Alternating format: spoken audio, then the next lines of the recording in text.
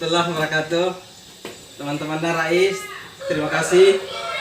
Sejak kemarin kita upload video kita di channel kita, luar biasa antusias dari teman-teman Rais. Alhamdulillah, terima kasih banyak. Saya mohon maaf tidak semua dari pertanyaan-pertanyaan teman-temannya Rais bisa kami jawab satu persatu oleh karena keterbatasan dari tim kita, waktu dan media yang kita gunakan. Olehnya itu, izinkan saya pada hari ini melalui video ini mencoba untuk menjawab semua pertanyaan-pertanyaan dari teman-teman. Baik, sebagian teman-teman bertanya terkait dengan persyaratan.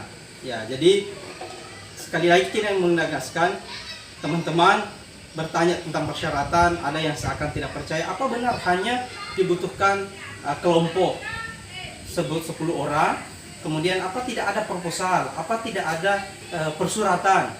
Ya, jadi teman-teman saya ingin sampaikan bahwa cukup bentuk kelompok, di mana satu kelompok itu 10 orang yang usianya 16 sampai 33 tahun.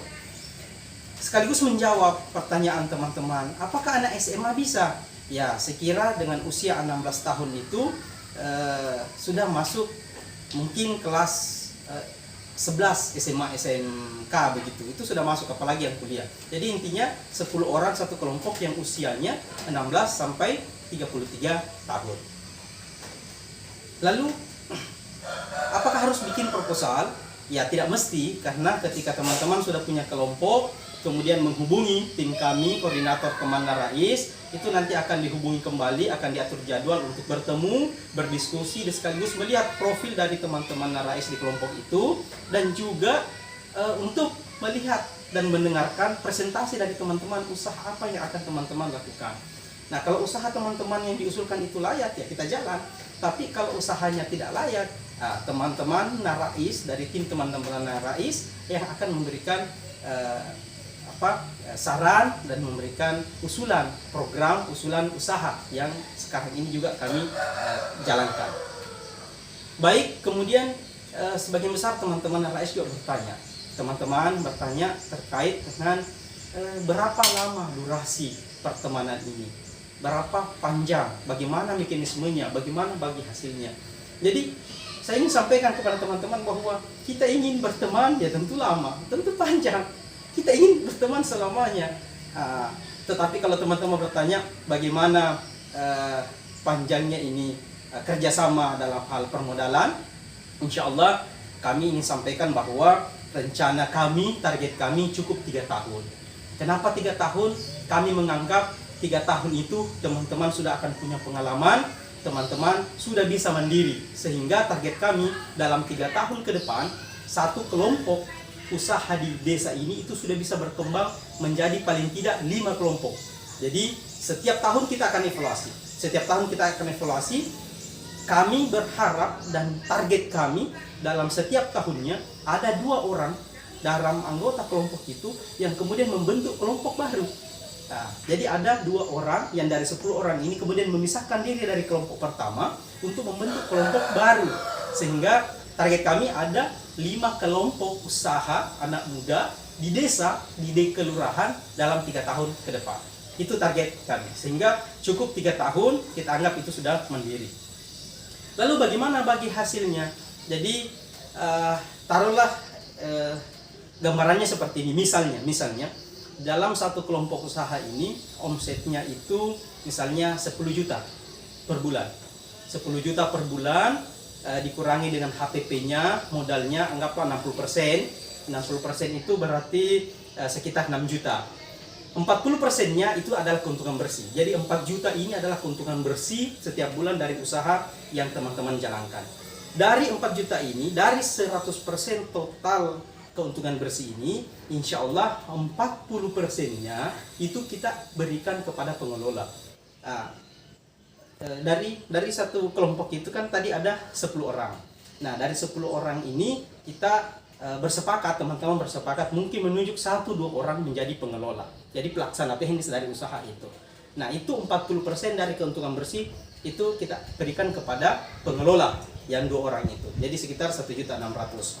Kemudian 40%-nya itu kita berikan kepada semua orang, anggota kelompok yang 10 orang. Jadi 40%-nya itu dibagi rata kepada setiap anggota kelompok. Ada yang bertanya, kalau begitu ada orang yang hanya duduk-duduk, diam, menonton televisi, kemudian dapat uang dong? Ya, seperti itu. Tetapi kami sangat yakin bahwa yang namanya anak muda itu dia tidak mau duduk-duduk, tidak mau diam, tidak mau hanya tidur-tidur, tetapi pasti dia akan bergerak. Nah, apalagi sekarang era digital ini, media sosial ini, ya kita meminta kepada 8 orang ini untuk aktif menyebarkan usahanya supaya semakin besar omsetnya, semakin besar keuntungannya, maka semakin besar pula profit yang akan dibagi ke mereka. Dan itu rata. Jadi 40% tadi untuk pengelolanya, 40%-nya lagi dibagi rata ke 10 orang. Nah, 20%-nya ini adalah sedekah. 20%-nya ini adalah sedekah. Akan kembali ke desa. Jadi target kami di setiap satu kelompok usaha di satu desa ada satu penghafal Al-Quran yang dibina. Inilah yang dibiayai dari keuntungan 20% teman-teman. Mungkin juga kita akan alihkan untuk membantu anak-anak fakir miskin. Mungkin juga ada janda-janda yang tidak berpenghasilan, itu kita bisa bantu. Dan kemudian kita juga punya program penghijauan. Nah, ini semua bisa dialihkan ke bibit pohon untuk penghijauan yang produktif yang kita kasih ke teman-teman Rais untuk ditanam di desa masing-masing. Jadi seperti itu. Ada yang bertanya, kalau begitu apa keuntungannya? Apa keuntungannya Rais? Apa keuntungan saya dari usaha ini? Nah, berapa rupiah yang saya dapatkan? Ya, saya ingin menjelaskan bahwa tidak ada 1 rupiah pun yang akan masuk ke saya. Tidak ada 1 rupiah pun yang akan masuk ke Rais dalam usaha ini. Lalu teman-teman bertanya, rugi dong? Tidak. Justru saya mempunyai keuntungan yang jauh lebih besar hanya dari sekedar uang. Saya punya keuntungan yang jauh lebih besar, lebih dari sekedar kita berbicara rupiah. Kita bisa lihat keuntungannya Rais, keuntungan saya dari proses ini. 1, setiap desa Rais punya teman minimal 10 orang. Dan target 3 tahun ke depan, ketika ini berkembang menjadi 5 usaha, 5 kelompok, maka Rais punya 50 teman di setiap desa, kelurahan. Tentunya keluarganya, teman-temannya Rais adalah menjadi juga keluarga saya. Dan itu luar biasa, silaturahmi kita akan berjalan dengan baik. Sehingga keuntungan terbesar saya adalah bahwa saya punya teman. Dan kita sama-sama tahu bahwa 1 musuh terlalu banyak, 1000 kawan itu terlalu sedikit. Itu keuntungan besarnya Rais dari usaha ini, dari proses pertemanan ini, bahwa kita punya teman di setiap desa. Yang kedua, bukankah manusia yang paling baik adalah manusia yang paling bermanfaat? Khairun nas anfa'uhum linnas. Bahwa saya ingin menjadi bagian dari orang-orang terbaik itu. Orang manusia yang terbaik itu yang punya manfaat lebih baik, lebih banyak kepada sesamanya. Kemudian keuntungan yang lain yang bisa saya dapatkan, bukan kita berbicara rupiah, adalah bahwa bukankah ini bentuk bagian dari memudahkan urusan saudara-saudara kita. Dan siapa yang memudahkan urusan saudaranya, maka Allah lah yang akan memudahkan urusannya.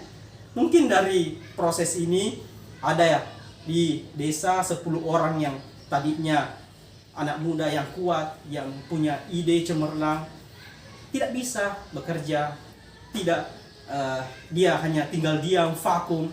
Dengan adanya komunitas temannya Rais ini, mereka kemudian bisa bergerak, bisa menghasilkan. Paling tidak kebutuhan pribadinya sebagai anak muda ya bisa terpenuhi dari usaha ini.